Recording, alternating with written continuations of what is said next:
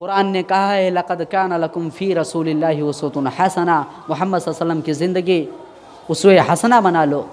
उनकी ज़िंदगी तुम्हारे लिए एक बेहतरीन नमूना है, आइडियल है।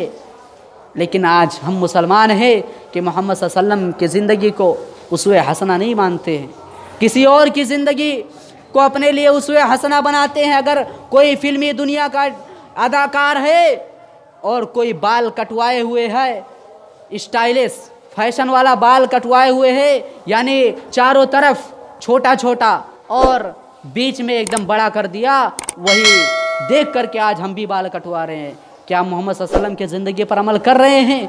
हमारा अमल उन फिल्मी दुनिया के अदाकारों का है। मुसलमानों, अपने नबी सल्लल्लाहु अलैहि वसल्लम का कहना मानो। और नबी सल्लल्लाहु अलैहि वसल्लम ने ये फरमाया था कि जो शख्स जिस शख्स के साथ चलेगा, जिस शख्स के कहने पर चलेगा, कल क़यामत के दिन उसी शख्स के साथ उसे उठाया जाएगा। अगर एक बेनमाजी है तो कल क़यामत के दिन फ़िरौन, हामान, शद्दाद, क़ारून, दुनिया के सबसे बड़े बड़े जालिम के साथ उठाया जाएगा। अगर तुम बाल किसी फिल्मी दुनिया के अदाकारों का देख करके कटाते हो, कल क़यामत के दिन उन्हीं के साथ बदतर तरीक़े से तुम्हें उठाया जाएगा। ये अल्लाह के रसूल सल्लल्लाहु अलैहि वसल्लम का फरमान है। मुसलमानों, मोहम्मद सल्लल्लाहु अलैहि वसल्लम की ज़िंदगी पर अमल करो।